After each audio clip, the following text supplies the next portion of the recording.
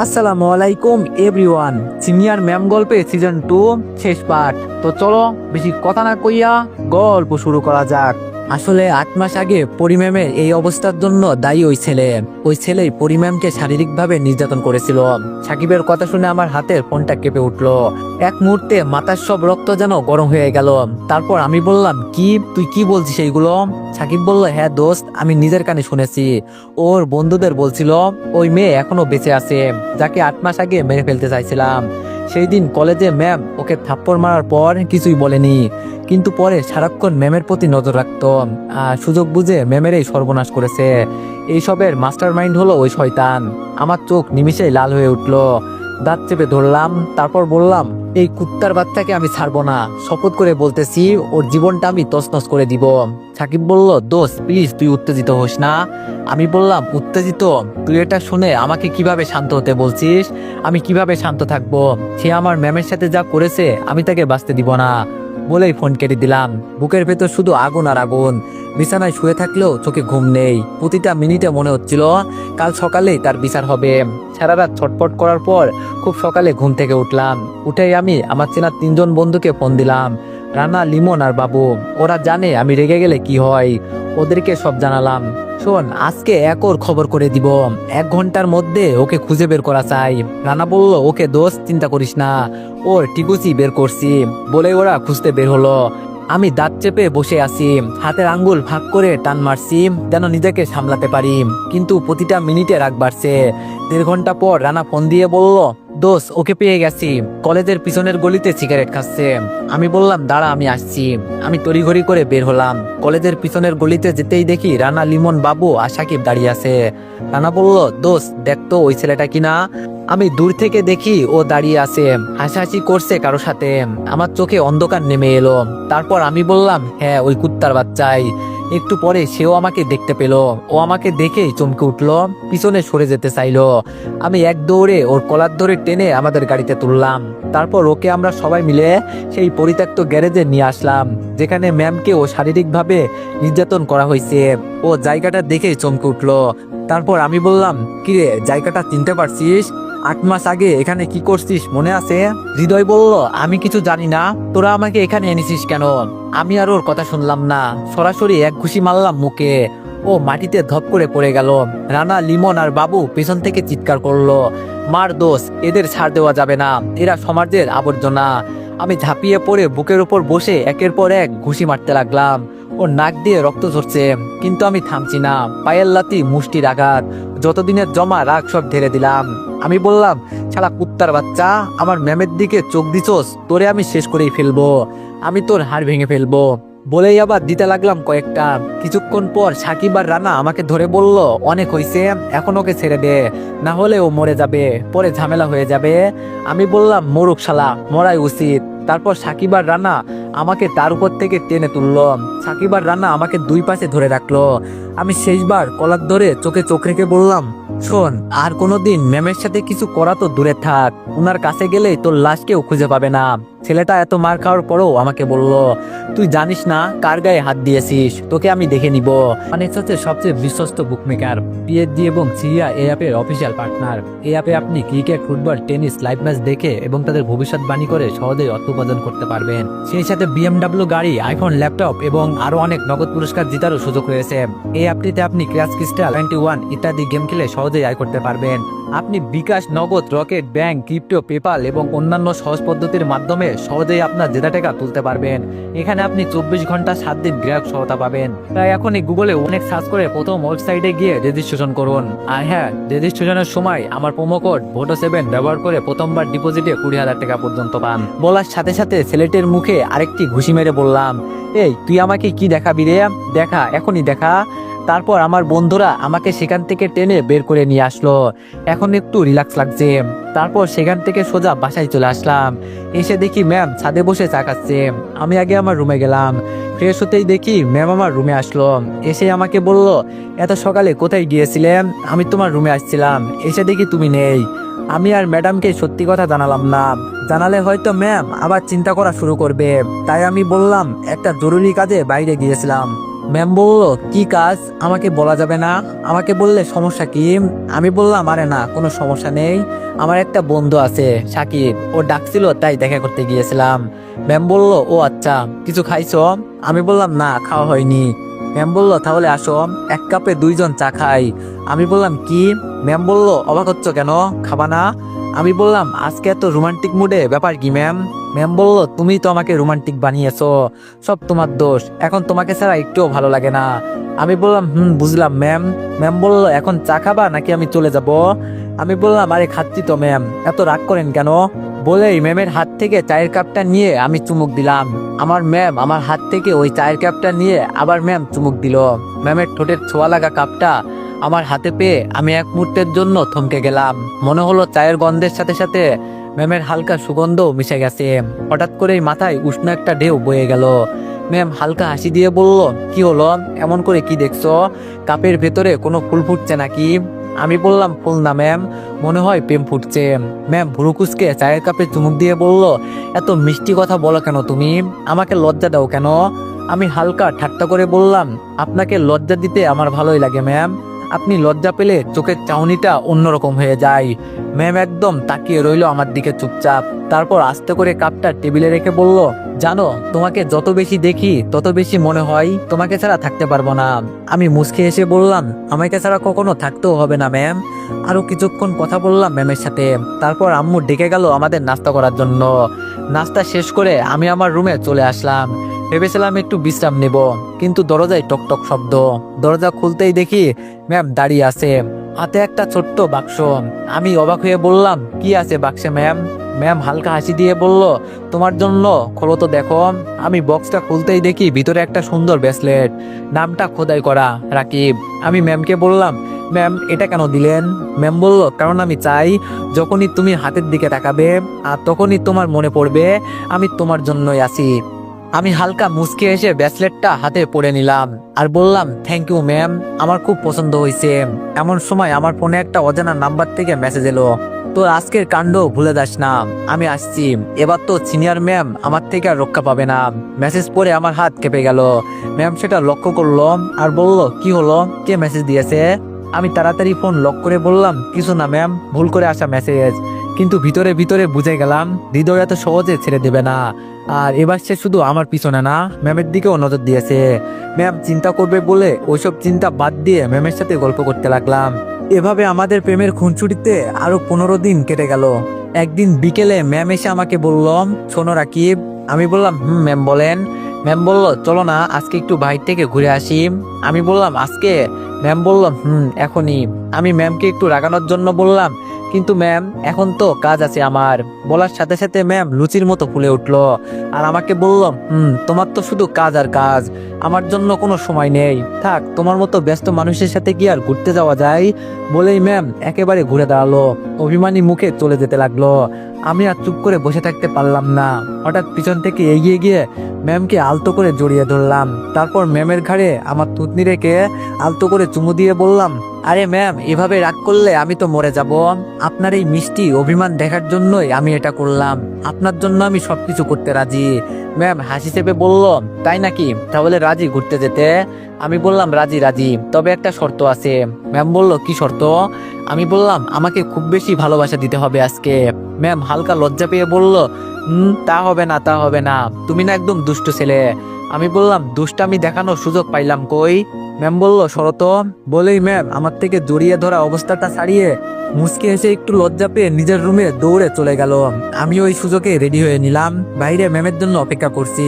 প্রায় আধা ঘন্টা পর দরজা খুলে ম্যাম যখন বের হলো, আমি এক মুহূর্তের জন্য থমকে গেলাম। গাঢ় লাল রঙের শাড়ি, হালকা মেকআপ, কানে দুল, চুলে খোপা, মনে হচ্ছিল জানো লাল রঙের মধ্যে লুকিয়ে থাকা কোনো রূপকথার রানী। আমার কাছে আসতে অবাক হয়ে বললাম, ম্যাম আজকে আপনি মানুষ না, একদম পরীর মতনই লাগছেন, চোখ সরাতে পারছি না। ম্যাম হেসে উত্তর দিল, চুপ করো, বেশি প্রশংসা শুনলে আমি কিন্তু উঠতে শুরু করব। আমি বললাম, উঠলেও সমস্যা নেই, আমি তো আছি আপনার হাত ধরে রাখতে। বলেই আমরা বাসা থেকে বেরিয়ে পড়লাম। আমি ঠিক করেছিলাম আজকে ম্যামকে এমন এক জায়গায় নিয়ে যাব যেখানে আমাদের দুজনের সময়টা একেবারে অন্যরকম হয়ে উঠবে। শহরের কোলাহল পেরিয়ে আমরা পৌঁছালাম নদীর ধারের একটা নির্জন জায়গায়।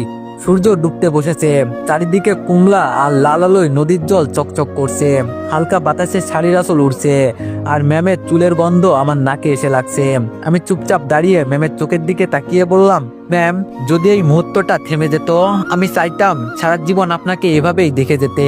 ম্যাম কিছু বলল না, শুধু মিষ্টি হাসি দিয়ে আমার হাতটা শক্ত করে ধরলো। তার একটু পরেই ম্যাম বলল, রাকিব রাকিব রাকিব। আমি বললাম, কি হয়েছে ম্যাম? ম্যাম বলল, আমি ওই নৌকায় উঠবো, চলো না প্লিজ। আমি অবাক হয়ে বললাম, কি নৌকা? আপনি তো পানিতে ভয় পান বলেছিলেন একদিন। ম্যাম বলল, ভয় পাই ঠিকই, কিন্তু আজ তোমার হাত ধরে উঠবো, তখন তো আর ভয় লাগবে না। আমি একটু মজা করার জন্য বললাম, কিন্তু যদি হঠাৎ নৌকাটা উল্টে যায় তখন? ম্যাম ঠোঁট বাঁকিয়ে তাকালো। ম্যাম বলল, তাহলে তুমি সাঁতার কেটে আমাকে বাঁচাবে, আমার হিরো। ম্যামের এই মিষ্টি কথায় আমি হেসে উঠলাম। তারপর আমি নৌকাওয়ালাকে ডাক দিলাম। আমরা দুজনেই নৌকায় উঠে বসলাম। নদীর জল খুব শান্ত, শুধু মাঝে মাঝে ঢেউ এসে নৌকার গায়ে লাগছে। দূরে সূর্যের শেষ আলো কমলা আভা ছড়িয়ে দিচ্ছে চারিপাশে। ম্যাম আমার পাশে বসে হালকা করে আঁচল ঠিক করলো। হাওয়ায় চুল উঠছিল, আমি তা আলতো করে ম্যামের কানে গুঁজে দিচ্ছি। তারপর আমি বললাম, জানেন ম্যাম, আপনার চুলের গন্ধে মনে হয় পুরো নদীটা সুগন্ধি হয়ে গেছে। ম্যাম লজ্জা পেয়ে হেসে বলল, তুমি না সত্যি একদম অসহ্য। আমি দুষ্টামি করে বললাম, অসহ্য হলেও সারা জীবন আপনার পাশে থাকবো। নৌকা ধীরে ধীরে নদীর মাঝখানে চলে গেল। চারপাশে শুধু জল আর আকাশ, আর মাঝে আমরা দুজন। সেই নির্জনতায় ম্যাম আমার হাতটা ধরে রাখলো। কোনো কথা ছিল না, শুধু দুজনের চোখে চোখ রেখে নিঃশ্বাসের শব্দ মিশে যাচ্ছিল নদীর স্রোতের সাথে।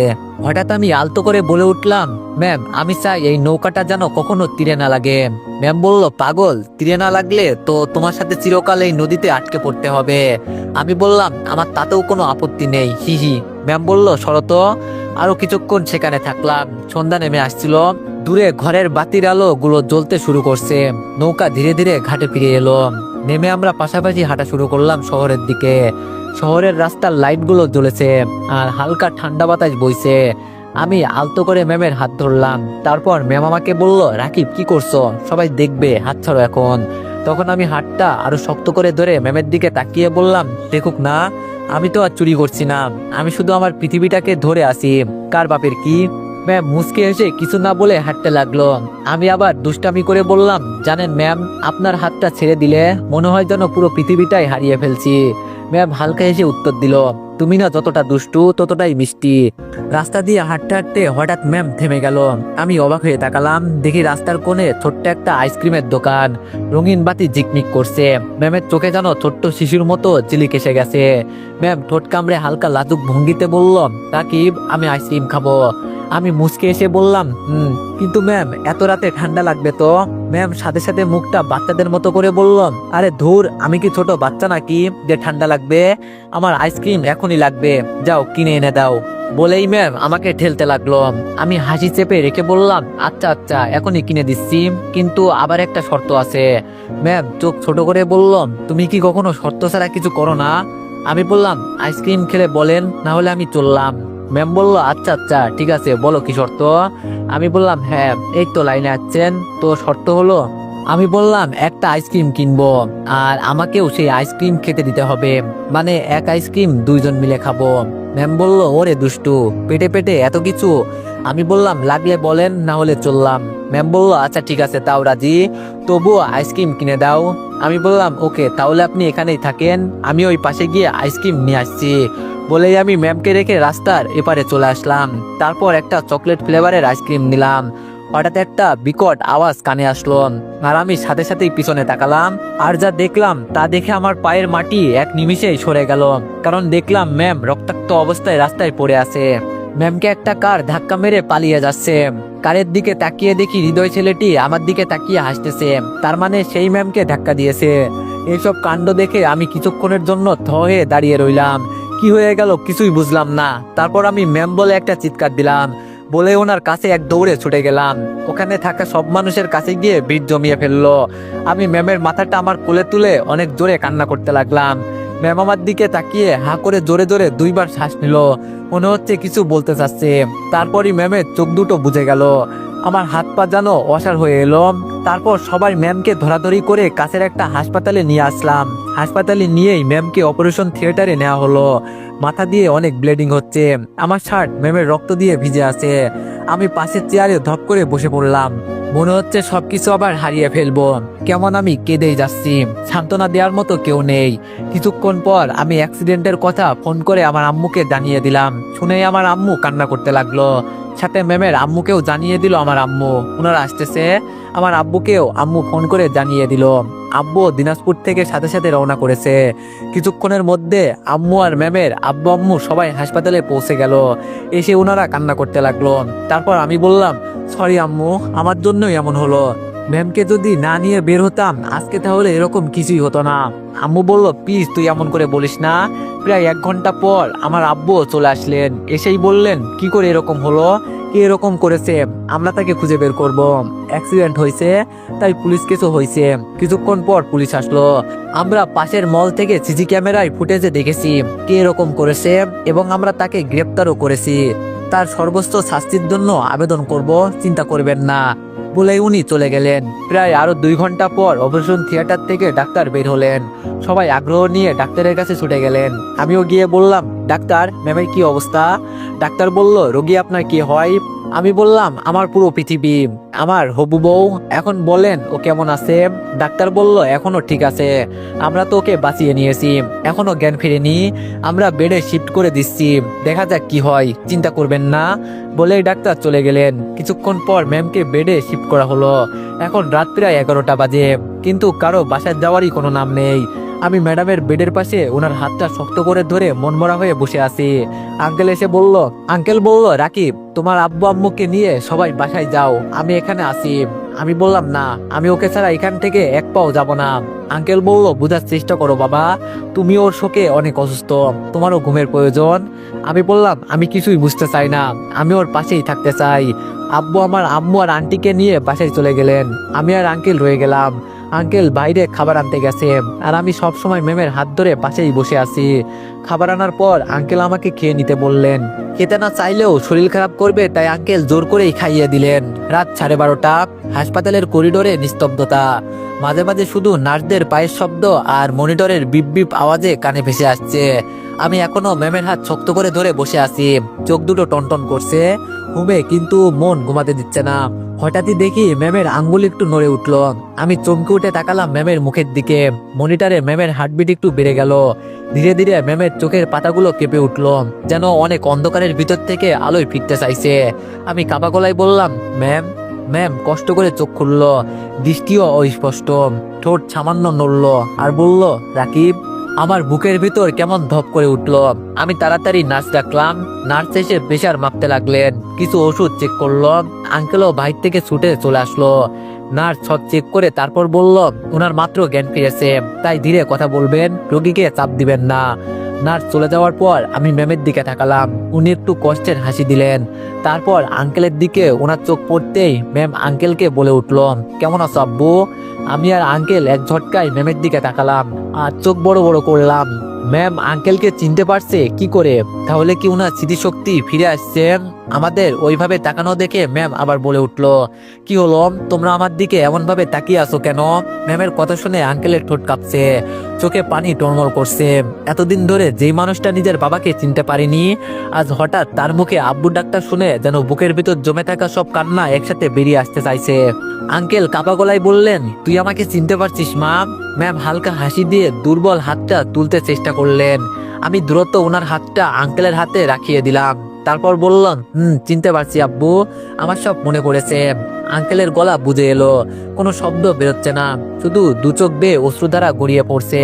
আঙ্গুল দিয়ে মেয়ের কপালে হাত বুলিয়ে দিলেন, কপালে একটা চুমু দিলেন আর বললেন, আল্লাহ, তুমি আমার মেয়েকে ফিরিয়ে দিয়েছো, তোমার অশেষ মেহেরবানি।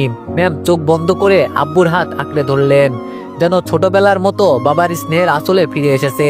একটু পর ম্যাম বলল, আব্বু আম্মু কোথায়? আঙ্কেল বলল, তোর আম্মুকে বাসায় পাঠিয়ে দিয়েছি মা, কাল আসলেই দেখতে পাবি, এখন একটু ঘুমানোর চেষ্টা কর। ম্যাম বলল, ঠিক আছে আব্বু বলেই আঙ্কেল একটু বাইরে চলে গেল। আমি মনে মনে ভাবতেছি, এখন কি ম্যামের ছদ্মবেশী কবির কথা মনে পড়বে? তাহলে এতদিনের ভালোবাসা কি ছিল? আর এখন কি ছদ্মবেশী কবির কথা মনে করিয়ে দেওয়া ঠিক হবে? না না, ম্যাম সুস্থ হোক, আরো পরে কখনো বলবো। তারপর আমি ম্যামের পাশেই চেয়ার নিয়ে ঝুমোতে লাগলাম। সকালে ঘুম থেকে উঠে দেখি আমি ম্যামের পায়ের কাছে মাথা রেখে শুয়ে আছি। চোখ খুলতেই দেখি ম্যাম দেখে আছেন। ধীরে ধীরে আমার মাথায় হাত বুলিয়ে দিচ্ছেন। তারপর ম্যাম হালকা হাসি দিয়ে বললেন, তুমি এখানেই শুয়েছিলে? আমি লাফ দিয়ে উঠে বললাম, সরি ম্যাম, কখন যে চোখ লেগে আসছে বুঝতে পারিনি। ম্যাম বলল, সমস্যা নেই, আমার জন্যই তো এরকম হয়েছে, তাই না? আমি ম্যামের চোখের দিকে তাকালাম। ম্যামের চোখে কেমন যেন এক উষ্ণ দৃষ্টি। আমি এক মুহূর্ত চুপ করে রইলাম। একবার মনে হলো ছদ্মবেশী কবির কথা তুলি, কিন্তু আবার ভয়ে থেমে গেলাম। উনার শরীর এখনো দুর্বল, অপ্রস্তুত, কথায় কষ্ট পেতে পারে। ঠিক তখনই দরজা খুলে আঙ্কেল ভিতরে এলেন, হাতে নাস্তার ব্যাগ। উনি বললেন, রাকিব বাবা, নাও নাস্তা করো আগে, তোমাদের জন্য পরোটা আর ডিম এনেছি। আমরা তিনজন একসাথে বসে নাস্তা করলাম। ম্যামের কণ্ঠে আজ এক অদ্ভুত শান্তি। আঙ্কেল যেন একটু হালকা হয়েছেন। নাস্তা শেষে ডাক্তার এসে ম্যামের চেক আপ করলেন। ডাক্তার খুশি হয়ে বললেন, আলহামদুলিল্লাহ, উনি দ্রুত রিকভার করেছেন। 2-3 দিনের মধ্যে হয়তো বাসায় নিয়ে যাওয়া যাবে, বলেই আঙ্কেল চলে গেলেন। একটু পর আমার আব্বু আর আন্টি, মানে পরি ম্যামের আম্মু আসলো বাসা থেকে। ওনাদের দেখে ম্যাম বলে উঠলো, আম্মু কেমন আছো? শব্দটা যেন উনার বুক ভেদ করে ঢুকে গেল।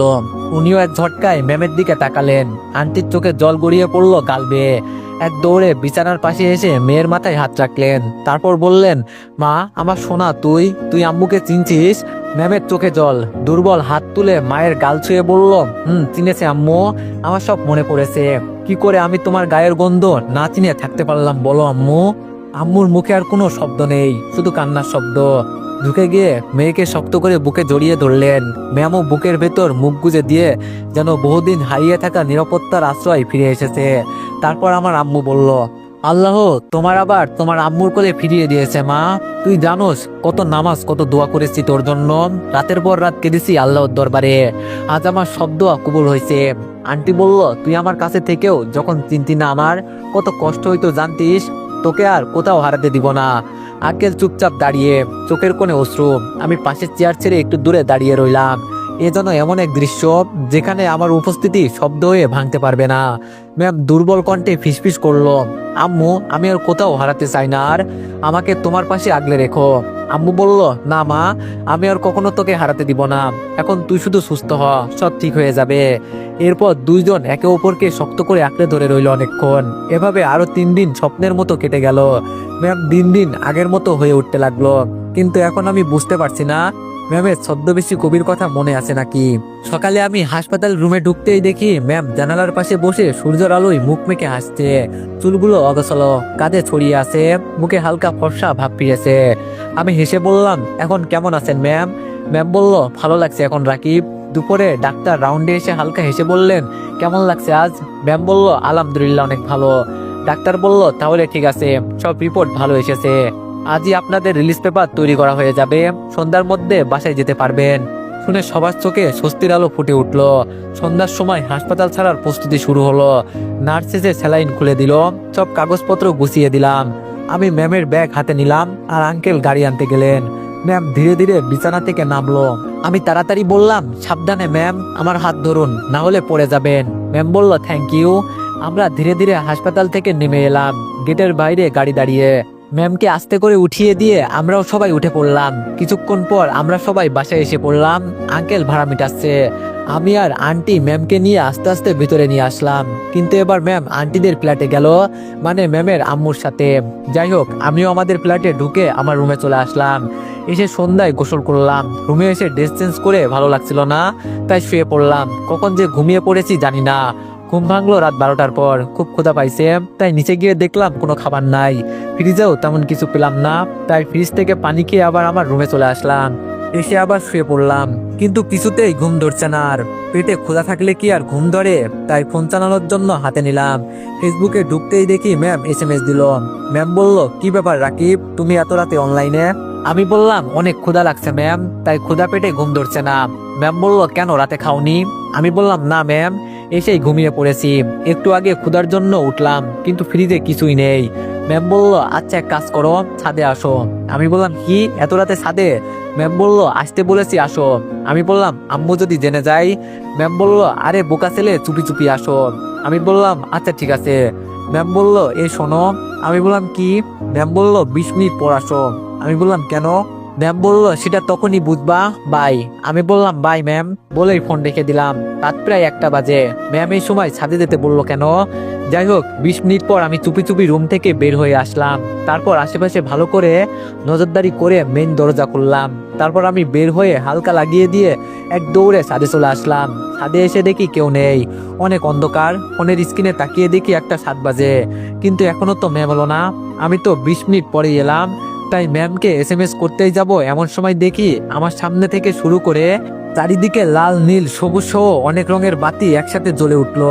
আমি সাথে সাথে অবাক হয়ে গেলাম, কি হচ্ছে এটা? আমার সামনে বিশাল একটা বোর্ডের মতো কিছু কাপড় দিয়ে ঢাকা। আমার আর বুঝতে বাকি রইল না এগুলো কে করেছে। ম্যাম তো দেখছি আমার টেকটিক দিয়ে আমাকে ইমপ্রেস করে দিল। যাই হোক আমি সামনে থেকে কাপড় সরাতেই সামনে যা দেখলাম তা দেখে আমি চোখ বড় বড় করে ফেললাম।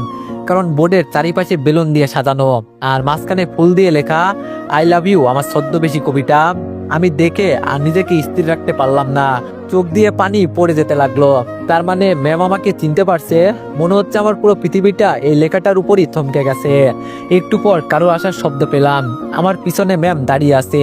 আমি ওনাকে স্পষ্ট অনুভব করতে পারছি। আমার শ্বাস গভীর হয়ে আসছে। হঠাৎ পিছন থেকে ম্যাম বলে উঠলো, এই যে ছদ্মবেশী কবি আজ পিছনেই ঘুরে থাকবে নাকি আমাকেও একটু দেখবে? ম্যামের কথা শুনে আমার বুকের ভেতর যেন জ্বর বইছে। আস্তে আস্তে ঘুরে দাঁড়াতেই দেখি ম্যাম লাল রঙের একটা শাড়ি পরে আছে, কাঁধে আঁচলটা ঝুলিয়ে দাঁড়িয়ে আছেন। হালকা বাতাসে চুল উঠছে আর চোখ দুটো ঝলমল করছে। তারপর আমি কাপা কাপা গলায় বললাম, ম্যাম মানে আমি। ম্যাম সাথে সাথে আমার ঠোঁটে আঙ্গুল দিয়ে থামিয়ে দিল আর বলল, চুপ, আজ আর অজুহাত শুনবো না। আজ শুধু আমার কবির স্বর শুনবো আর তার হৃদয়ের ধ্বনি। আমি আর নিজেকে সামলাতে পারছি না, চোখে পানি জমে আছে আর বুকের ভিতর আগুন জ্বলছে। হঠাৎ ম্যাম খুব কাছে এসে আমার বুকে মাথা রাখলো। আমি যেন জমে গেলাম। ম্যাম বলে উঠলো, জানো 8 মাস আগে যখনই তুমি আমাকে লুকিয়ে কবিতা পাঠাতে, আমি তোমার কবিতা পড়তাম। মনে হতো কেউ আমাকে ভিতর থেকে বুঝছে। প্রতিটা লাইনে প্রতিটা শব্দে আমি নিজেকে খুঁজে পেয়েছি। সব সময় তোমাকে আমার পাশে খুঁজেছি, আমার পাশে চেয়েছি। আমি ধীরে ধীরে হাত বাড়িয়ে ম্যামের চুল হাতে রাখলাম। উনি চমকে উঠলেও কিছু বললেন না। আমি সাহস করে কানে ফিসফিস করে বললাম, ম্যাম আপনি জানলেন কেমনে আমি ছদ্মবেশী কবি? ম্যাম বলল, 8 মাস আগে তুমি হাসপাতালে বলেছিলে মনে আছে? তখন তোমার চোখে আমার জন্য সত্যিকারের ভালোবাসা দেখতে পাই, কিন্তু আমার বলার মতো ক্ষমতা থাকে না। আমি আর ম্যামকে কিছু বলতে না দিয়ে আবার শক্ত করে জড়িয়ে ধরলাম। তারপর বললাম, ম্যাম আমি শুধু আপনাকেই ভালোবাসি। I love you, I love you so much. Ma'am বলল, এখন থেকে তাহলে নো ম্যাম, আর তুমি করে বলো। আমি বললাম ঠিক আছে। ম্যাম বলল, তাহলে আবার বলো। আমি বললাম আই লাভ ইউ। ম্যাম বলল, আই লাভ ইউ টু। কিছুক্ষণ পর ম্যাম মুখ তুলে আমার চোখের দিকে তাকালেন। আমি ম্যামের মুখ দুহাতে ধরে ওনার কপালে হালকা চুমু খেলাম। উনি প্রথমে শিহরিত হলেন, তারপর বললেন, আজ থেকে তুমি শুধু আমার আর আমি শুধু তোমার। ম্যাম চোখ বন্ধ করেই দাঁড়িয়ে আছেন। আমার বুকের ভেতর কাঁপতেছে। কাঁপতে কাঁপতে ওনার ঠোঁটের খুব কাছাকাছি চলে আসলাম। আমাদের নিঃশ্বাস এক হয়ে গেছে। উনি একটু কেঁপে উঠলেন। তারপর এক ঝাটকায় ম্যামকে জড়িয়ে ধরে ঠোঁট চেপে ধরলাম। মুহূর্তে ওনার নিঃশ্বাস আটকে গেল, শরীর শক্ত হয়ে এলো। তারপর আস্তে আস্তে উনি ঠোঁট মিলালেন। ম্যামের ঠোঁট নরম উষ্ণ আর শিহরিত। আমি পুরোপুরি ডুবে যাচ্ছিলাম। এক হাতে ওনার কোমর শক্ত করে চেপে ধরেছি, অন্য হাত দিয়ে ওনার গালের ওপর আলতো করে শুয়ে আছি। উনি দুহাতে আমার টি শার্টের কলার আঁকড়ে ধরে আরো কাছে টেনে নিলেন। চোখ বন্ধ করে আমরা দুজনেই সময়ের হিসাব ভুলে গেলাম। ঠোঁটের পর ঠোঁট দিয়ে একের পর এক গভীর কিসে পুরো পৃথিবী থেমে গেছে জানো। বাতাসও যেন নিঃশব্দে দাঁড়িয়ে তাকিয়ে আছে আমাদের দিকে। কিছুক্ষণ পর ম্যাম ঠোঁট ছাড়িয়ে বড় বড় শ্বাস নিতে নিতে আমার বুকের উপর মাথা রাখলেন। গরম নিঃশ্বাসে আমি কেঁপে উঠলাম। তারপর ম্যাম বলল, এভাবে কেউ কিস করে? তুমি তো আমাকে মেরেই ফেলতে। আমি বললাম, আমার বউকে আমি আদর দিচ্ছি, তাতে কার বাপের কি? ম্যাম বলল, তাই নাকি? আমি বললাম, জি তাই। ও শোনো না। ম্যাম বলল, বলো। আমি বললাম, আর একটু আদর দিই না, তাহলে আমার পেটও ভরে যাবে। ম্যাম বলল, এই যাও তো দুষ্টু ছেলে, আমি আর পারবো না। আমি বললাম, ঠিক আছে মনে থাকবে। বাসর রাতের জন্য তোলা থাকলো। কিছুক্ষণ পর আমি ম্যামকে বললাম, আচ্ছা তুমি এইসব কিভাবে করলে? ম্যাম বলল, আমি একা কিছুই করিনি। আমি বললাম, তাহলে? ম্যাম বলল, তোমার আব্বু আম্মু, আমার আব্বু আম্মু, আমি সবাই একসাথে করেছি। আমি বললাম, কি? ম্যাম বলল, ঠিকই শুনেছ। আমি সন্ধ্যা রাতেই তোমার আমার ফ্যামিলিকে সব জানিয়ে দিই। সব শুনে ওনারা আমাকে এই প্ল্যান দেয়, সবাই এই প্ল্যানে সামিল। সেজন্য তোমাকে রাতে খাওয়ার জন্য আর কেউ ডাকেনি, যাতে ঘুম ভেঙে যায়। আমি বললাম ওরে আল্লাহ, কি প্ল্যান এইসব? ম্যাম বলল আমি বললাম আচ্ছা তাহলে এখন তুমি ঘুমাতে যাও, অনেক রাত হলো, আমিও যাই। ম্যাম বলল দাঁড়াও। আমি বললাম আবার কি? ম্যাম বলল তোমার তো ক্ষুধা লাগছে। আমি বললাম লাগছে, কিন্তু খাবার তো কিছুই নেই। ম্যাম বলল একটু দাঁড়াও আসছি। বলেই ম্যাম আবার নিচে চলে গেলেন। 2 মিনিট পর আবার ফিরে আসলেন, হাতে বিরিয়ানির প্যাকেট আমার দিকে এগিয়ে দিয়ে বলল নাও, এগুলো রুমে গিয়ে খেয়ে নিও। আমি বললাম না, খাবো না। ম্যাম বলল কেন, আবার কি হলো? আমি একটু ভাব নিয়ে অন্যদিকে তাকিয়ে বললাম কেউ যদি খাইয়ে দিত তাহলে খাবো। ম্যাম বলল হইছে, আর ঢং করতে হবে না, নাও হা করো। বলেই ম্যাম বিরিয়ানির প্যাকেট খুলে আমাকে নিজের হাতে খাইয়ে দিতে লাগলো। আমিও ম্যামের নরম হাতে এত রাতে গরম বিরিয়ানি খেলাম। খাওয়া প্রায় শেষ, তখনই কেউ পিছন থেকে এসে বলল আরে বাহ, প্ল্যান তো দেখি কাজ করেছে। পাখি এসে নিজেই ধরা দিয়েছে, কিন্তু এত দূর হবে সেটা তো ভাবিনি। আমি আর ম্যাম পিছনে তাকালাম, আর দেখলাম আমার আব্বু আম্মু আর ম্যামের আব্বু আম্মু। আমি লজ্জায় অন্যদিকে তাকালাম। তারপর আব্বু আমার ঘাড়ে হাত রেখে বলল থাক, আর লজ্জা পেতে হবে না পুত্র, আমি সামনের সপ্তাহে তোমাদের বিয়ের আয়োজন করছি। কি বলিস বন্ধু? আঙ্কেল বলল তুই যা বলবি তাই হবে। বলে ওনারা হাসতে লাগলেন। তারপর আমরা যে যার রুমে চলে আসলাম। আমাদের প্রেমের 1 সপ্তাহ পর আমাদের বিয়েটা ধুমধাম করে হয়ে গেল। আজ আমাদের বাসর রাত। আমি দরজার সামনে দাঁড়িয়ে আছি। আজকে কেন জানি ভিতরে ঢুকতেও ভয় লাগছে। কোনো রকম নিজেকে সাহস জুগিয়ে ভিতরে প্রবেশ করলাম। ঘরের ভিতর হালকা গোলাপের সুগন্ধ ছড়িয়ে আছে, আর ম্যাম লাল শাড়িতে খাটে বসে মাথায় ঘুমটা দিয়ে। লাজুক মুখটা আদো আলোয় কত সুন্দর লাগছিল, যেন চোখ সরানো যাচ্ছে না। আমি আস্তে আস্তে এগিয়ে গেলাম। বিছানার ধারে যেতেই ম্যাম খাট থেকে নেমে আমার পায়ে হাত দিয়ে সালাম করলো। আমি ম্যামকে আমার 2 হাত দিয়ে তুলে বললাম আরে কি করছেন? আমি তোমার ছোট, পায়ে হাত দিয়ে সালাম করতে হবে না। ম্যাম বলল এটা বাসর ঘরের নিয়ম, আর তুমি আমার স্বামী, তাই পায়ে হাত দিয়ে সালাম করতে হয়। আমি বললাম বাহ, তুমি তো অনেক নিয়মই জানো দেখছি। ম্যাম বলল জানি। আমি বললাম তো আর কি কি করতে হয় বলো আমায়। ম্যাম বলল বলছি আগে খাটে বসো। বলেই ম্যাম আগে খাটে বসলো। তাই আমিও ম্যামের সামনে খাটে বসে পড়লাম। বসতে আমার গলা শুকিয়ে গেল। কিছুক্ষণ চুপচাপ থাকলাম, তারপর সাহস করে বললাম আজকে থেকে আমি কথা দিচ্ছি সারা জীবন তোমাকে আগলে রাখবো। ম্যাম আস্তে করে মাথা নিচু করলো। ঘুমটার আড়ালে লজ্জার হাসি, কিন্তু চোখে চিকচিক করছে পানির মতো আবেগ। আমি হাত বাড়িয়ে আস্তে করে তার হাতটা ধরলাম, কিন্তু হাতটা আমার অনেক কাঁপছে। তাই ম্যাম একটু মুচকে হাসি দিয়ে বলল তোমার হাত কাঁপছে কেন? আমি বললাম কই না তো। ম্যাম বলল এই কাঁপুনি কি ভয় নাকি ভালোবাসার? আমি কিছুই বললাম না, শুধু আস্তে করে হাতটা ঠোঁটে ছুঁয়ে দিলাম। তারপর আমি আস্তে করে ঘুমটাটা সরিয়ে দিলাম। চোখে চোখ পড়তেই চারপাশটা যেন নিঃশব্দ হয়ে গেল, শুধু আমাদের নিঃশ্বাসের শব্দ শোনা যাচ্ছিল। ম্যাম একটু লাজুক ভঙ্গিতে বুকে মুখ লুকিয়ে ফেলল। আমি তাকে শক্ত করে জড়িয়ে ধরলাম। বুকের ভেতরে অন্যরকম অনুভূতি বয়ে গেল। কিছুক্ষণ পর ম্যাম বলল এখন বাসর ঘরের কার্যক্রম শুরু। আমি বললাম তুমি তো বললে না কি করতে হয়। ম্যাম বলল আমি কলেজে তোমার ম্যাম, এখানে তোমার বউ, তাই যা ইচ্ছা করতে পারো। আমি দুষ্টুমি করে বললাম কি করব বলো। ম্যাম বলল আদর করো। আমি আরো দুষ্টুমি করে বললাম আদর কি? ম্যাম আমার দুষ্টুমি ধরে ফেললো আর বলল আদর কি তাই না, দেখাচ্ছি মজা। বলেই ম্যাম আমাকে বিছানায় ফেলে দিল। তারপর আমার উপর উঠে বসে পড়লো। আমার কাছে মুখ আনতে আমি বললাম প্লিজ আমার সর্বনাশ করো না। ম্যাম আমাকে আর কোনো কথা বলতে দিল না, সোজা আমার 2 ঠোঁট তার ঠোঁট দুটো ডুবিয়ে দিল। তারপর যা সর্বনাশ তা হয়েই গেল। দুজন হারিয়ে গেলাম এক সুখের রাজ্যে। তো পোলাপাইন আর কি শুনতে চাও? কি হয়েছিল? বিয়ে কর, সব জানতে পারবি। তো গল্পটি এখানেই সমাপ্ত। যদি গল্পটি ভালো লেগে থাকে তাহলে সবাই একটু বেশি বেশি লাইক আর কমেন্ট করে দিও। আর তোমরা তো হয়তো আজকের পর থেকে আমাকে ভুলেই যাবা, কারণ গল্প শেষ, আমাকে মনে রেখে কি লাভ। যদি তোমরা আমাকে ভালোবেসে থাকো তাইলে এই গল্পের মতো নেক্সট গল্পেও আশা করি আমাকে সাপোর্ট করবা, যেন আমি সুন্দর আরেকটা গল্প নিয়ে আসতে পারি। তো সবাই ভালো থাকবেন, সুস্থ থাকবেন। আল্লাহ হাফেজ।